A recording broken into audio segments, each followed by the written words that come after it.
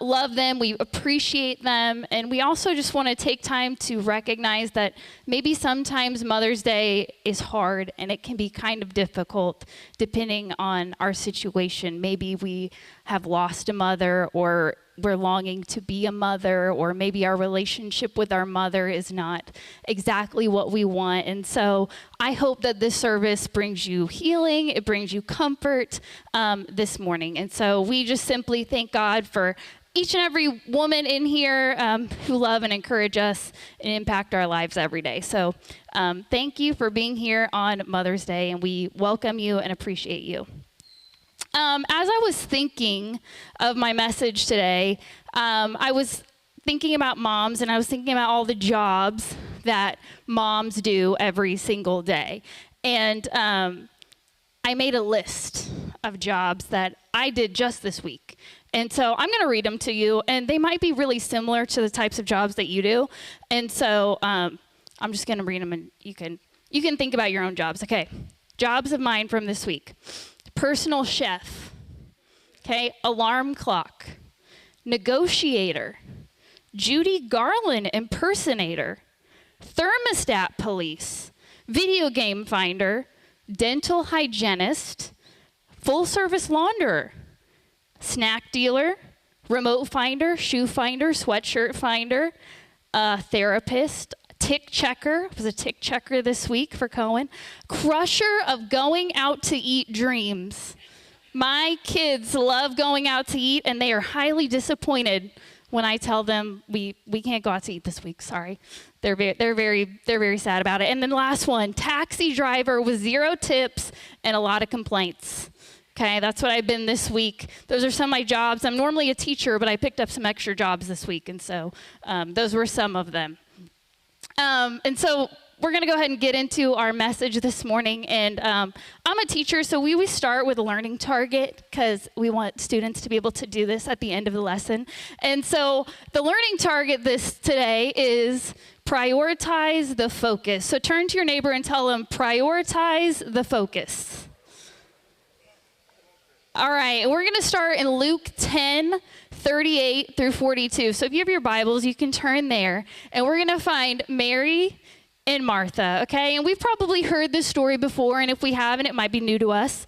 All right, so we're going to go ahead and get into it, and we're going to read starting at verse 38. Might be on the screen. It says, as Jesus and his disciples were on their way, he came to a village where a woman named Martha opened her home to him. And she had a sister called Mary, who sat at the Lord's feet listening to what he said. But Martha was distracted by all the preparations that had to be made. She came to him and asked, Lord, don't you care that my sister has left me to do all the work by myself? Tell her to help me. Martha, Martha, the Lord answered, you are worried and upset about many things, but few things are needed, or indeed only one. Mary has chosen what is better, and it will not be taken away from her. So at the beginning of this passage, we see Jesus who's traveling to Jerusalem, or to Bethany, which is about 2 miles east of Jerusalem. And Jesus stops there to stay with his friends, okay? And we've probably heard of these friends before. It's Mary, Martha, and their brother Lazarus, okay? And in this passage of scripture, we find Martha, and immediately we see some things about Martha's character, some of her qualities, okay? So first, okay, Martha opened up her home. We see that immediately, okay? And when Jesus told his disciples to go out, he was like, hey, go find people who will let you stay with them. While you're traveling, you're going to eat there, you're going to sleep there, and you're going to stay there until you're ready to move on. And so Martha was a woman who opened up her home, okay? Martha was a woman who was a friend of Jesus. In John 11:5, it says, Martha, Jesus loved Martha, okay? She was a follower of Jesus. She was making preparations for Jesus in this passage. Not only for Jesus, but for his 12 disciples. So she was having a full house. She was preparing for a full house. She was being hospitable. She was being She was hosting, she was preparing, she was cooking, and she was serving. And she was doing a lot of good things, well-meaning things, and practical things for this visit, to prepare for this visit, okay? And there are plenty of times in our own lives when we are doing good things, okay? We're doing good things for our families, we're doing good things for our spouses, for others, okay? We're serving our families, we're getting our kids snacks, we're helping our spouse around the house on a home project that they have no idea what they're doing, okay? We're taking our kids to soccer practice. We're getting our kids snacks. We're taking our kids to basketball practice. We're getting our kids snacks. We're taking our kids to music practice. We are getting our kids all the snacks, okay? We're keeping up with laundry. We're cleaning our house so it doesn't fall into squalor. We're getting our kids snacks. Did I mention that my kids love eating snacks? And if you don't know the pain of getting toddlers snacks, I hope you never know that pain, okay? They're running around, they just want all the snacks all the time. It's like, how are you still hungry? I just fed you. All the snacks, okay? So it's all good things. And Martha in this story, she opened her home and was being a disciple and a Christ follower herself. And she was busy. Okay, Martha, we find her, she was busy preparing the meal. She was busy fulfilling her hosting duties, busy making sure the baseboards were clean. Okay, I don't know what it is about people coming over to your house, but immediately you need to start scrubbing your baseboards and washing your walls. Or that's how it is with me. I don't know about anybody else, okay? She was busy making sure that everybody had exactly what they needed. And she wasn't doing bad things, okay? She was doing good things. And so this passage is not about, Martha being bad and Mary being good. It's about being so busy that we miss the most important thing, okay? And I was thinking this week, I was like, what am I going to speak to mothers? And as I'm getting into it, I hope it does speak to mothers, but I hope it also speaks to all of us in here, because we all can find ourselves distracted and being so busy and so consumed with other things that we miss the most important thing, okay? And so my point number 1 today, distraction divides our attention. And the word distracted can be referred to as cumbered, which means weighed down, burdened. Martha was cumbered with much serving. She was overwhelmed by these elaborate preparations for Jesus' visit that her attention was being scattered. It was being divided. Her attention was literally being pulled apart and drug away and being pulled away from Christ. Okay, she was cooking, she was cleaning, she was preparing, she was hosting, she was serving everybody else.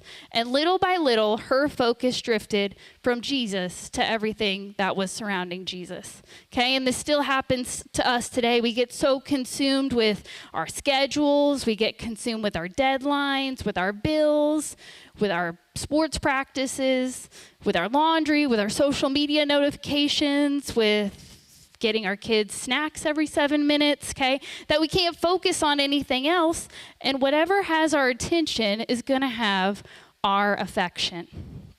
So at the end of last year, I decided I was gonna let go of social media. It was taking up a lot of my time. I don't know if this happens to anybody else, but I'm looking at my whatever it is. I'm like a mid-millennial, so like Facebook and YouTube was like my go-tos, okay? So Jesse always says that I'm old for being on Facebook, but whatever. Anyway, that's neither here or there. So I'm on whatever, I'm scrolling shorts, I'm doing all the things, okay? It's like 8:43, okay? I'm like, okay, at 8:50, I'm gonna get off. Okay? So I'm scrolling, I look up, it's like 9:03. Okay, at 9:10, I'm gonna get off. I really am. I'm gonna get off. An hour and 15 minutes later, here I am still scrolling, just nonsense. I don't know, like nothing really that important, but my attention was divided. I was distracted, okay? And I always think back to the verse that Paul wrote in Romans. It says, I do what I don't want to do, and the things that I want to do, I don't do, okay? And that was kind of where I was at. So I was like, you know what? I'm going to get off social media, and I'm going to spend my time doing the things that I want to do, okay? I want to be in my word more. I want to listen to speakers more and read more books and things like that. And so my attention was being divided. So I had to let go of some of those distractions. My point number 2, okay, is distraction leads to resentment. And in verse 40, it says, Martha, she came to him and asked, Lord, don't you care that my sister has left me to do all the work? Tell her to help me. Okay, notice the shift in Martha in this verse. She's become annoyed. Okay, she was welcoming and now she's annoyed. Okay, she had a service that started out as hospitable, then it turned to hostile. Okay, her service that started out from the right place turned to resentment. Okay, the service that started out with a servant's heart turned sour. Okay, and I know that I've said or I've thought similar things to Martha here, but mine goes a little something like this. I walk in through my garage door. I'm immediately in my kitchen, and there's dishes piled up on the counters and in the sink.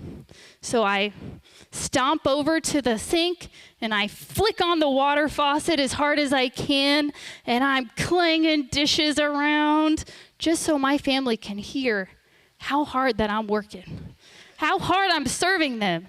And I'm opening and I'm closing cabinets all aggressively, and I'm probably saying something like, I wish I could just come home and relax and do nothing.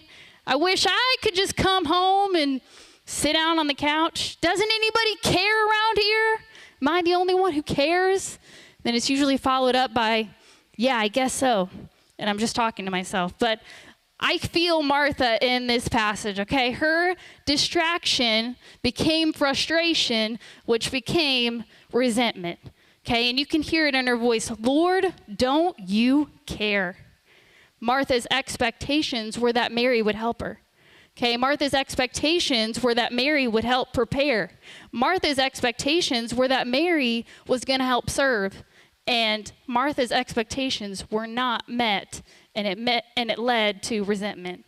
Okay, and as moms, we can put on this cloak of expectations on ourselves of all the things that we think that we have to do and what it's got to look like and what social media is telling us and what society's telling us that they think that we should be doing, or my kids got to go to this sports practice and my kids got to be the best and it's got to be involved in these clubs and we got to do this and this. And so a busy life without prioritizing our time with God will eventually drain the joy right out of us. And Jesus responds to Martha in verse 41 and says, Martha, Martha, the Lord answered, you are worried and upset about many things, but few things are needed, or indeed only one. Okay, maybe we've all experienced this shift before. What started off with good intentions, okay, what started off meaning well, okay, eventually we got our eyes off of Jesus and onto ourselves, onto our frustrations, our worries, and our own priorities, okay, just like Martha. And sometimes we become so focused and consumed with like the necessary things that we neglect the most important thing, which is the presence of God. And my point number 3 today is the value of devotion. So we've looked at Martha, okay, so let's visit her sister Mary. And in verse 39, it says, she had a sister called Mary who sat at the Lord's feet listening to what he said. Martha was over here doing all of these other things, and Mary was just doing one thing. She positioned herself at the Lord's feet, okay, and her posture mattered. She was literally sitting at his feet. We actually see her doing this 3 times in the scripture, okay? In Luke 10, she's sitting at his feet listening, okay? In John 11, she's grieving at his feet when her brother Lazarus died. And in John 12, she was worshiping at his feet when she broke that alabaster box and washed his feet with her hair. Life's highest priority is the worship, closeness, and devotion to Christ. The presence of Jesus is valuable. Okay, Martha had all of these other things going on, okay? But Mary knew that Jesus' presence was the most valuable thing. And sometimes in life we prioritize the good, we prioritize the necessary over our highest priority. Maybe we're thinking, if I could just get my list done, okay, if I could just get my kids to practice, my house clean, my dishes done, one more snack, then I'm going to have the time. But like Pastor Bob said with the offering, sometimes what's left over is not really left over, and we're just scraping the bottom of the barrel, okay? Because there's always more to do, and your to-do list is never going to actually be finished. So we need to not just choose the good thing, okay, but put our focus on our relationship with Christ, okay? When we posture ourselves like Mary, constantly being at the feet of Jesus, this could mean I'm listening to his word, okay? Maybe there's times throughout your day where you're like, I'm going to, instead of, waking up at this time, I'm going to get the kids ready, I'm going to put my time with Jesus first, okay? That's always kind of a difficult thing for me. So as soon as I get home from work, that's my time. And you know what my kids are asking me for? Whenever I sit down to do this, they immediately want a snack. And I'm like, you guys are going to have to wait because this is important. I need to do this. The snacks can wait. You guys had lunch. You're 9. You're 8. And you're 4, almost 5. I think you could probably get like some goldfish out of a bag. I think it'll be okay. But, okay, being in his word and making that a priority without distraction, okay? Maybe instead of spending your last few moments in bed scrolling, we're spending time in prayer or thankfulness or gratefulness to be in his presence, okay? Maybe in our car, okay? Being at the feet of Jesus means like, hey, I'm going to make worship a priority, okay? Not just when I come here on Sundays and I'm listening to the music and I'm into worship, but every single day when I'm in my car, I'm going to flip on, some elevation rhythm or something and be having that saturate my mind. So that's what it means to be at the feet of Jesus, okay? Listening and soaking up his word and spending time with him. And so in verse 42, it says, Mary has chosen what is better, and it will not be taken away from her. And in this part, Jesus says, Mary chose. Making time alone with Jesus is a choice, and it's an intentional choice. Okay, we get to choose all kinds of things and how we spend our time, and we get to choose like what gets our attention, what gets our affection, what gets our time. So daily, we're constantly choosing between noise, stillness, being in a hurry, or being in his presence, distraction, or devotion. Matthew 6:33, I always go back to this verse because it really just sums up a lot right here. And it says, but seek first his kingdom and his righteousness, and all these things will be given to you as well. And therefore, do not worry about tomorrow, for tomorrow will worry about itself, and each day has enough trouble of its own.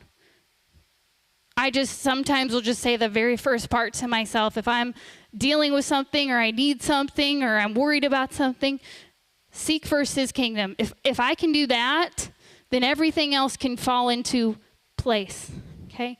And this verse is a reminder that our list is never going to be finished.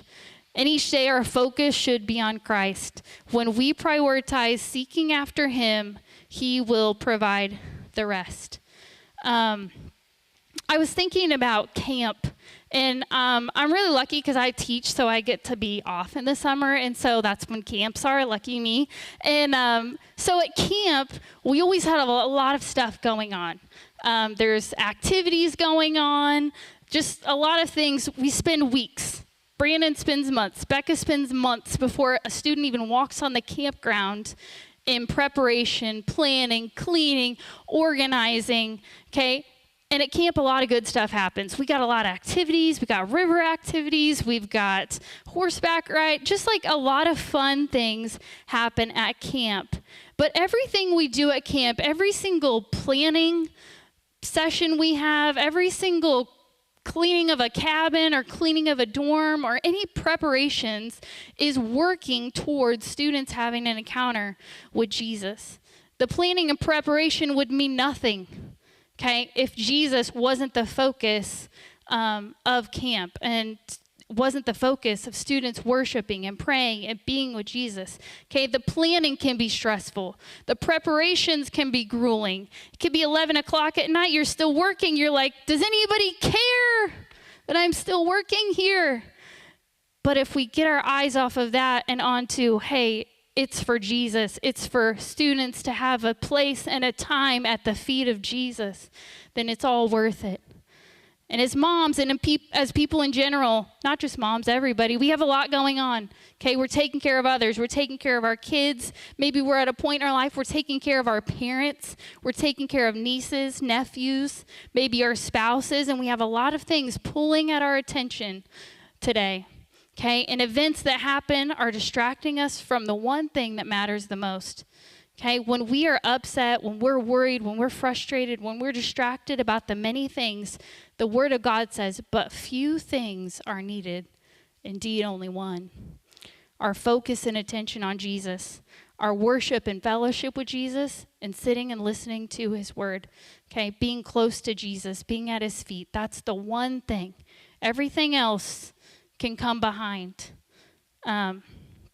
So maybe today you're sitting here and you're a mom, and maybe your mind is cumbered or burdened, or you're being pulled in 1,000 different directions, or maybe you're just sitting here and you're like, I'm not a mom, but I still feel distracted, and I still feel like I'm being pulled in a lot of different directions. And maybe even right now you're thinking about the schedules for next week, you're thinking about the bills that are coming up, you're thinking about my grades being posted this week, maybe you're thinking about practices or appointments or responsibilities or what's going to come next week or next month or in the next 2 weeks.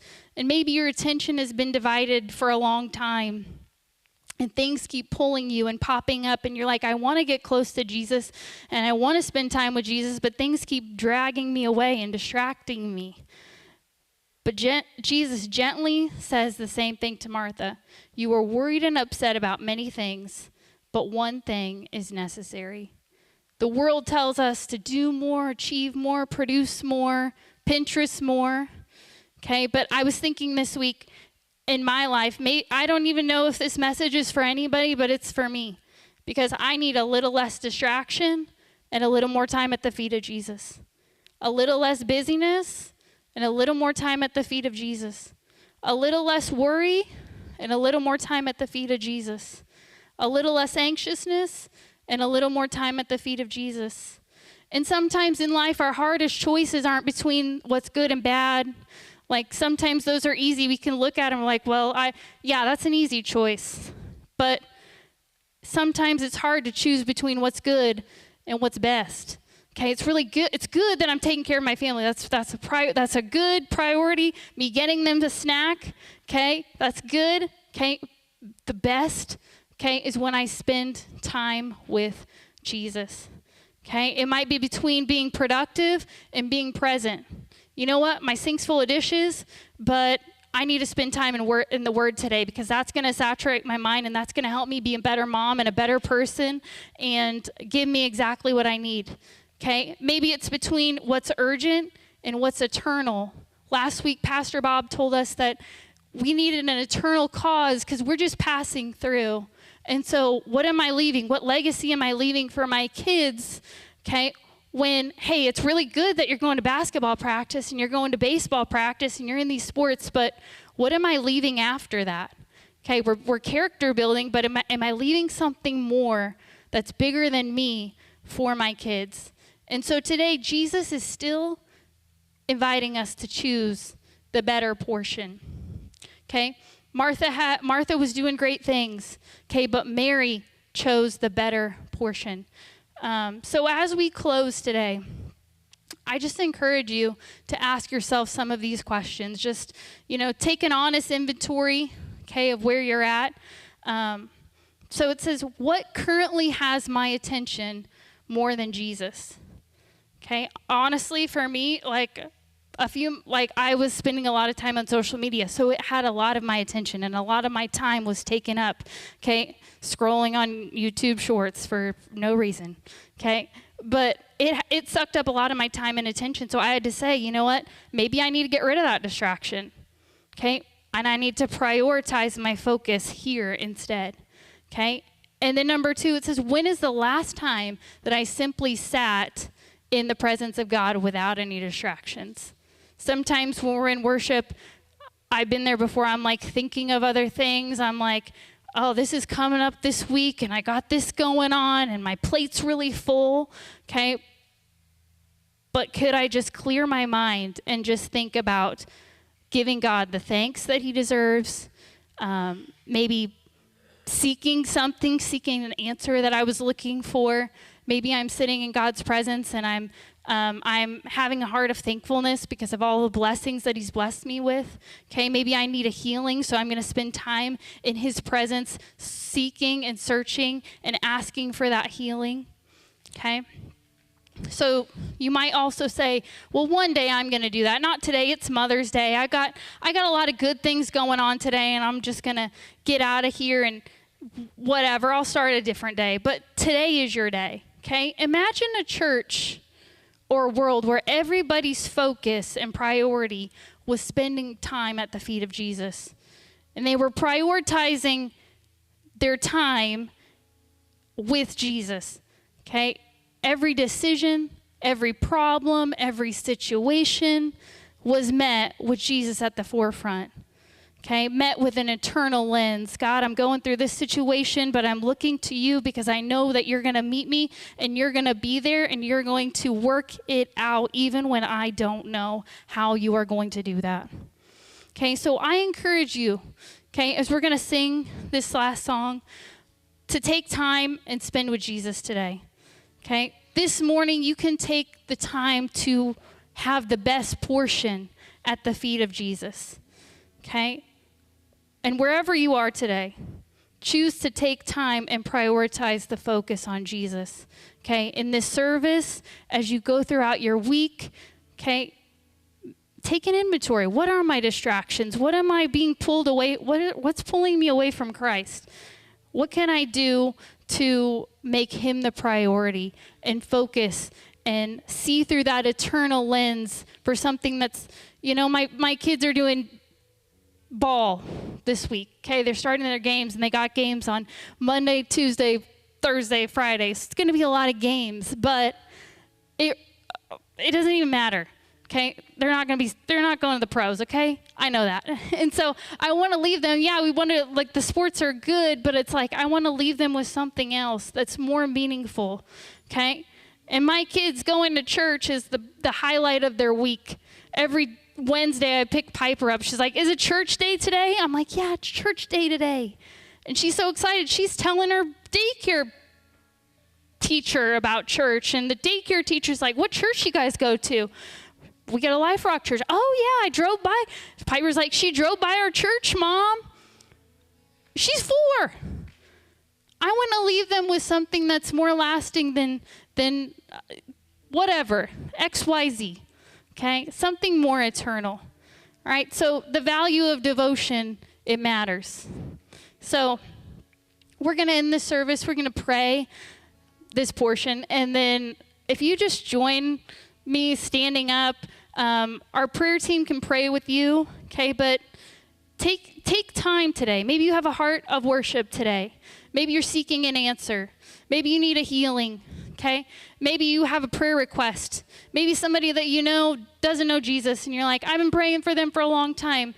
Okay, continue praying for them. Maybe you bring it to one of our prayer team people, and they join in and pray for this person to know Christ today, okay? Or maybe today's just a time of sitting still in his presence and choosing that best portion. So we're going to go ahead. We're going to bow our heads and pray this morning. God, we just thank you for this service. God, we are so honored to be in this place. God, you know our hearts. God, you know our minds. You know our thoughts. God, and you are in the midst of us today, God. And I just hope that you encourage us, God, and lift us up in this place, God, that we can focus on you and take this time to sit at the feet of Jesus as a priority, God, and put that first in our hearts and in our lives, God, each and every day, not just today, but every day. That every situation, God, every circumstance, every choice and every decision, okay, comes from being in your word, praying, listening to you, God, we just thank you for these things. God, I just ask that you come into this place and saturate our mind and our hearts in this service, God. And I just ask that you meet us here so that we can be at the feet of Jesus for a little bit longer in this service. And we just thank you for these things. Amen. They're going to sing.